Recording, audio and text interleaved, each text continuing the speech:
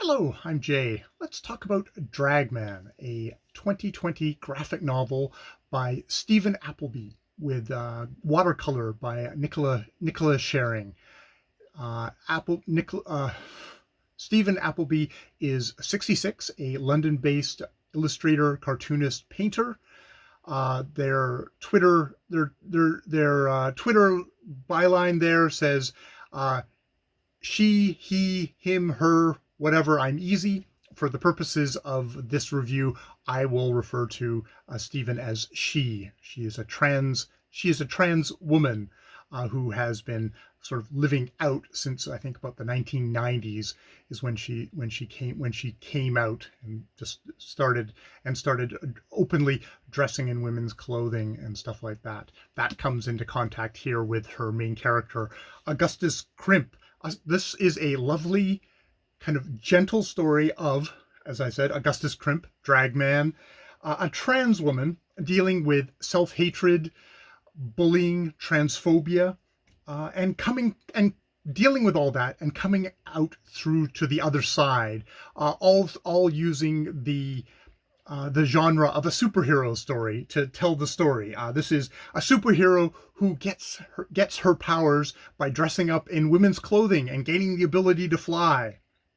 The art in the book is quite sort of a simple. It's a simple style, very kind of hand drawn, wobbly. Really gives you that what I find is sort of that expressive side of, you can tell that a human being drew this, and that they were, it's that those imperfections and the simplicity kind of gives you that allows you to kind of get a lot about the artist throughout the book, which is where my particular my attachment to kind of graphic novels and their style probably goes more to that style than it does to more of kind of a realist style. Not that doesn't have amazing kind of expressive qualities. It's just of my taste. That's definitely the case, and that's that. Your mileage may vary, but that's kind of a simple kind of cartoony, for another lack of a better word, style. I need to work on my terminology if I'm going to talk about more graphic novels going forward. It uses, as you can see, the watercolor sections. Here's a nice big spread. The watercolor sections represent the present in the book, where Augustus Crimp has sort of rejected his double life, settled down with a wife, had a child, but we also get the black and white places where we get Drgmn's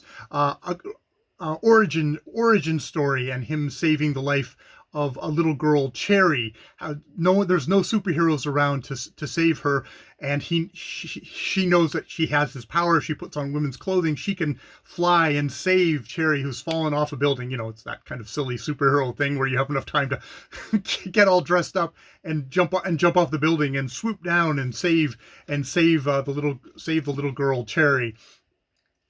So we get that, and we get her getting bullied out of the thing, and then we get the present of her having gone back to being Augustus Crimp because she's gotten bullied out of being a superhero by the Fist, who is the super ultra masculine, very transphobic character who is calls Drgmn by all sorts of horrible names and drives her out. So the book is told primarily from Drgmn, Augustus Crimp's point of view, though we get sections from Cherry's point of view, because she's upset science in this world has discovered the existence of the human soul. And of course, what happens once you've discovered something? You immediately start buying and selling it. And her parents, due to money troubles, have sold their souls and are now very kind of mean, crappy people. And indeed, that seems to be what a lot of the people who have sold their souls in the book. They have money troubles, they sell their souls, and they're the crappy people, but now they have money, there's also definitely more commentary on that, because superheroes in this world, well, if you're going to be saved by a superhero, that's because you've had to have the right insurance. And if you can't afford the right insurance, well, you're out of luck, like poor Cherry was falling off that building.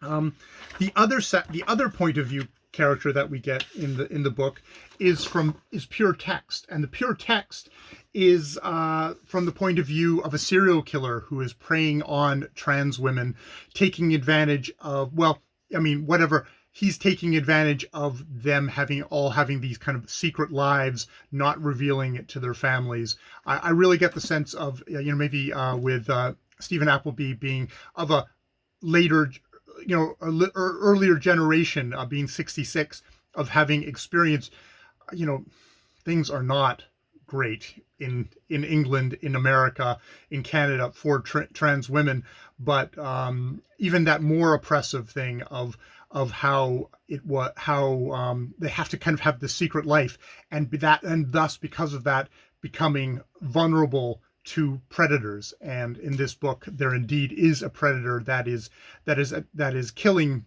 trans women, and because that they have secret identities, no one's been able to put together, what's been going on, that they're perhaps all congregating around one area where the predator is.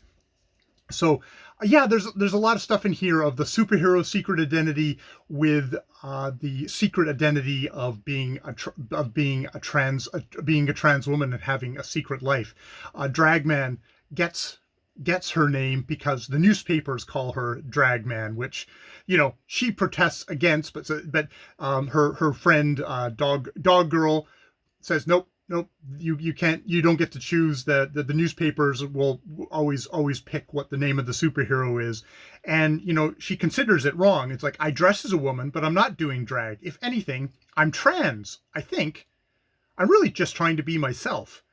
And she is. And this gets, there's a thing in here of that she goes to a club, an actual kind of community for trans people and other people of varying different sexualities, called Club Pretty Pretty, and she has to have a name there. And Dog Girl gives her next name there, which is Dolly Marie, which Drgmn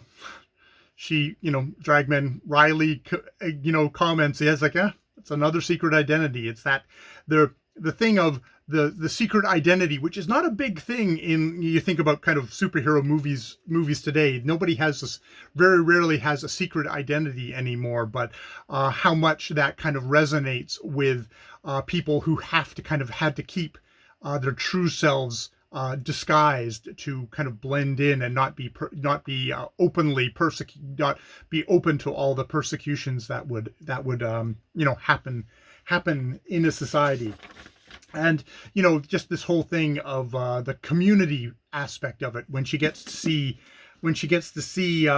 Club in the past, and get to go see Club Pretty Pretty, and you get to see just kind of all the wide variety of the folks that are there, and just like how happy and welcoming that is.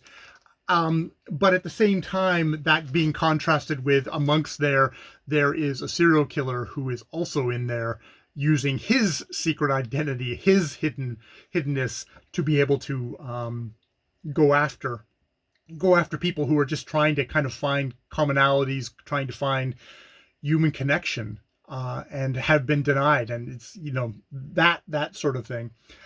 So yeah, in the end, this book is just this is such a kind of a warm hug of a book. It's not about reenacting reenacting trauma about this stuff. It doesn't feel like it's a book that it's like someone's going to come out of and go, oh God, that just brings back all the worst things. It feels like in the end, it's about, at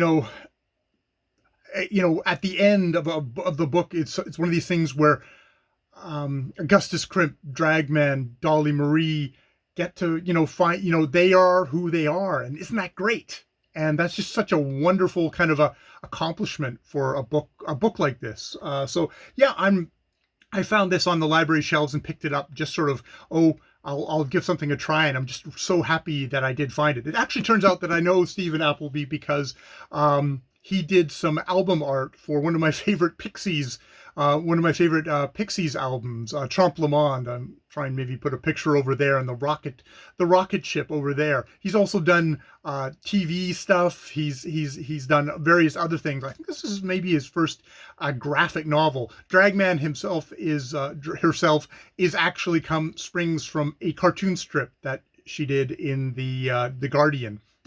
And there's, it's a wonderful book. There's a thing here. There's a picture of Stephen Appleby. There's a wonderful little thing at the end of the book too, which is "I am not Augustus Crimp," which is the artist, which is Stephen talking about how she's not Augustus Crimp, though she shares much of the kind of the concerns and history and self-doubts and kind of some of the journey of Augustus Crimp, but that she's taken all of that and put it into this book, like a lot of her life into this book, and it really shows, and you can really feel it, and you can feel how it's like this is such a great place to be, and just like that feels so wonderful. Such a gift to have in a book. So yeah, that's my thoughts on Drgmn. I've been Jay. More videos later.